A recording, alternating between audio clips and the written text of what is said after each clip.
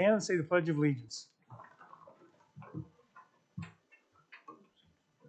Allegiance to the flag of the United States of America and to the republic for which it stands, one nation, under God, indivisible, with liberty and justice for all.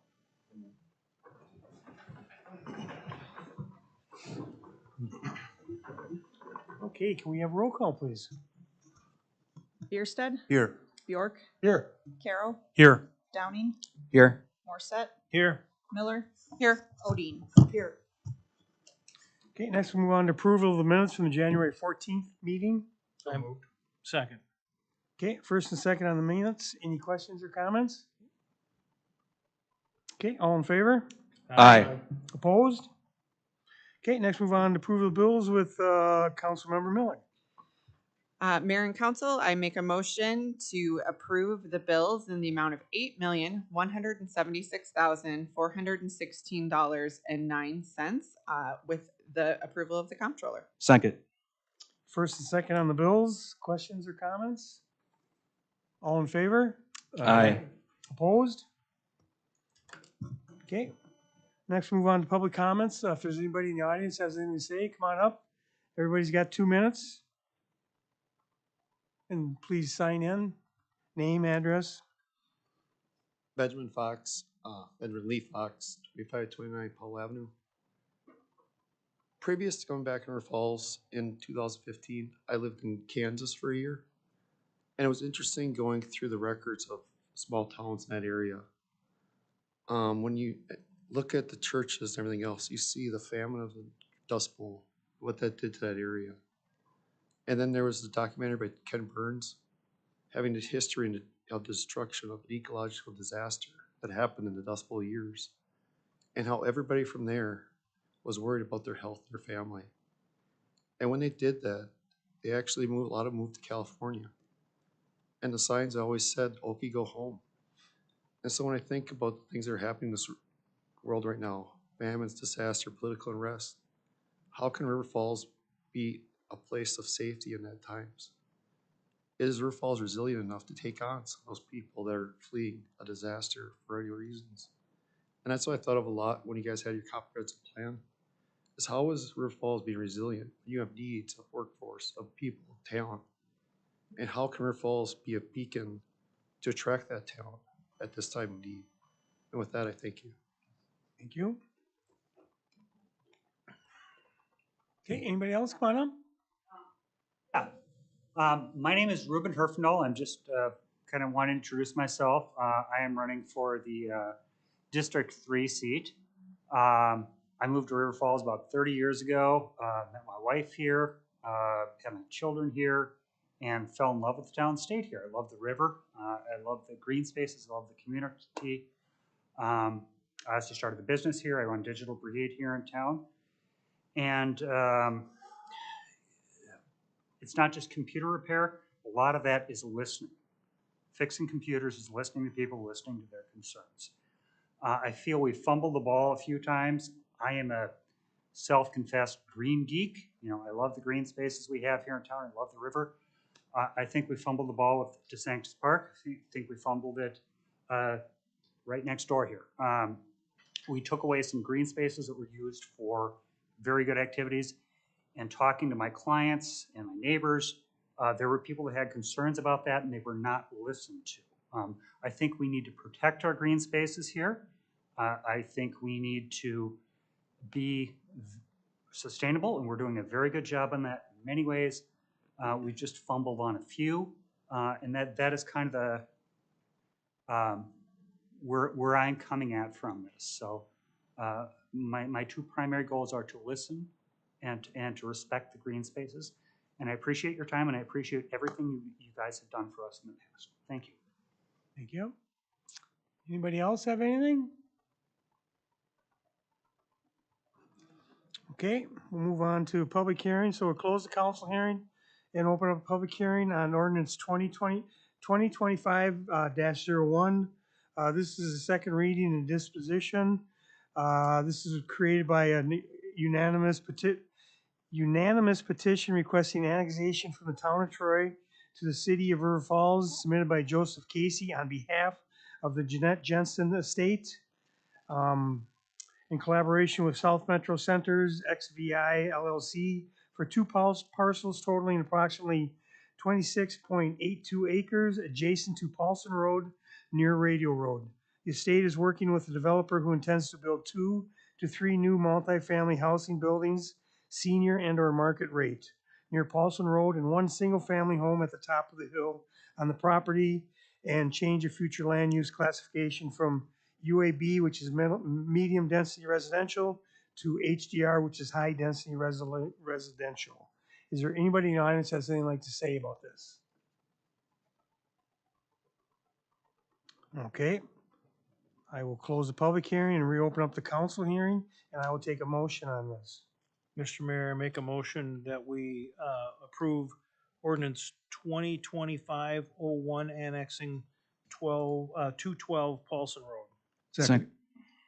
Okay, first and a second on the ordinance. Questions or comments? All in favor? Aye. Opposed? Okay, there again, we'll close the council hearing and open up a public hearing on ordinance. This is the first reading on ordinance 2025-2. This is an ordinance created by a request from the River Falls School District for rezoning from R2 medium density residential to school zone consistent with existing surrounding land uses, and specifically the school district transportation center. And is there anybody in the audience that has anything like to say about this? Okay, I'll close the public hearing and open up the council hearing. And does the council have any questions on this? Mr. Mayor, I have one question. Yep. I guess my question's for our city administrator. I'm in favor of this, but I'm just curious, was there a timeline that was submitted for the request, or with the request, I should say, about when their thoughts on completing this project would be? I don't know if I understand the question. Are you?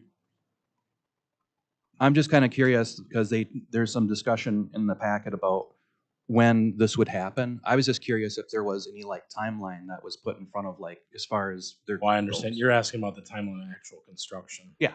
I think it's immediate. I mean, I think they're looking for the approval here so they can keep moving. That's my understanding from the superintendent. Okay. So I'm sorry I don't have a month or a date, but this is one of the priority projects to try to get done in early 2025. So early 2025. All right. Thank you. Okay, anybody else have anything? Okay, next move on to the consent agenda. First one is acknowledging the following minutes. We got the Plan Commission from 11/6 of 24, 12/3 of 24.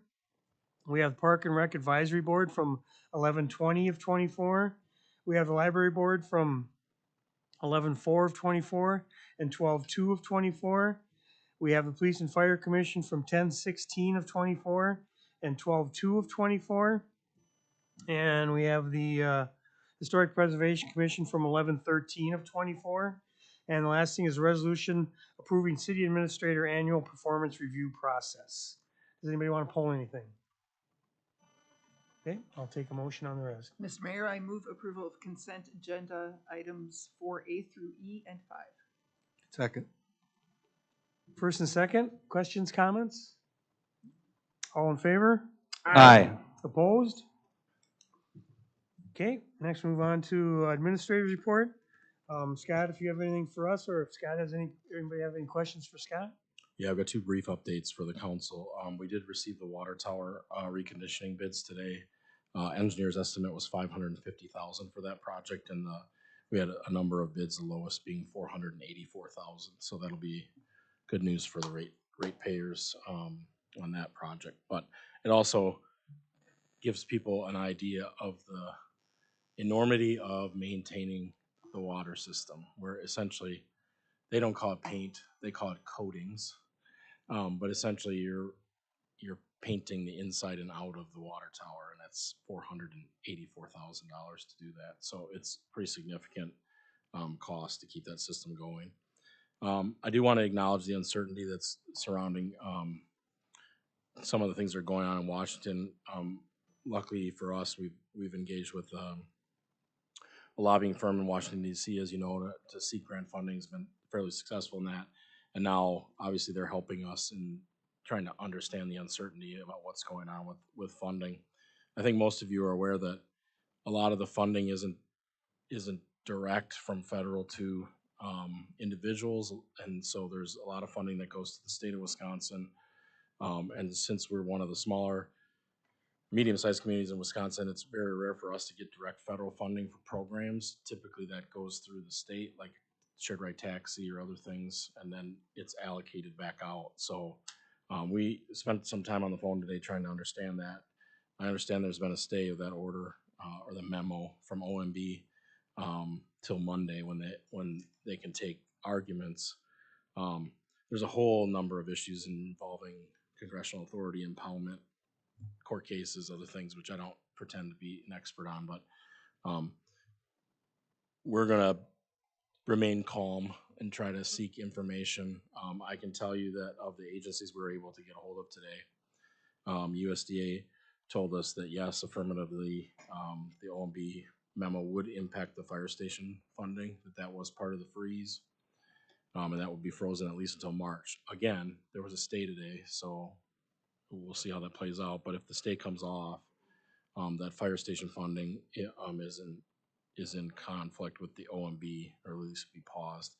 U.S. Army Corps of Engineers indicated uncertainty about whether their programs were part of the OMB memo, as well as the state of Wisconsin indicated uncertainty related to the funding for the library project, which is derived through federal funding. So we will spend some time on your behalf trying to understand the facts and get ourselves in the best position to put that funding in play for the residents and community members in this area, and understand the council's put yourself in a good position with a fund balance policy for cash so that we're able to make payroll and do other things. We're not relying on these big chunks of federal money to make our day-to-day, but understand that there is impacts, because even if the funding is frozen for 30 or 60 days and the state isn't able to access it through their ACH, for lack of a better term, that, they're kind of auto withdrawals, it's unlikely they're going to send money to us. It would make sense for them probably to freeze theirs. So we'll see what happens.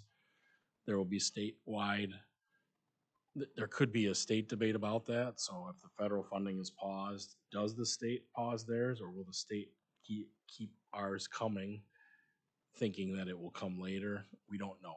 So appreciate that there's a lot of uncertainty around that, but we'll keep our eye on the ball there to try to understand what's going to happen. And certainly we'll find out. I suspect some of this will go to the Supreme Court ultimately to see what the powers of the branches are, subject to, that would be the path we're on, unless Congress can agree with the president on how they want to do things. So I don't know if people have questions about that. Those are the main ones I thought you'd be interested: fire station, library, and Kinney Corridor work. We obviously have a number of other projects going on that have federal funding, but those were the big ones that we wanted to try to figure out right away. Okay, good, sounds good, thanks. Anybody have anything for Scott? Okay, I got a couple of good news for this meeting. Last Thursday, January 21st, we had 8 volunteer firefighters entered into probationary service with our fire department, and we'd just like to welcome them into our fire department and thank them for their commitment. Next thing is the annual State of the City address will be held on March 4th at Tattersall Distilling. Join us as we hop into a DeLorean and go back to our future. We explore how decisions made throughout the city have helped shape our future. All are welcome to attend. A breakfast buffet is available, and you can register for that on the city website. Or if you'd like to attend without breakfast, there's no fee for that. So check on that on the city website, and hope to see everybody there. Move to adjourn. One thing before we adjourn, I'd like to make sure that we acknowledge the passing of Nancy Miller as well, our former librarian, head of the library. So just like to acknowledge the passing of Nancy. Okay, All right, move to adjourn. Second. first and second to adjourn, all in favor? Aye. Opposed? Okay, we are adjourned.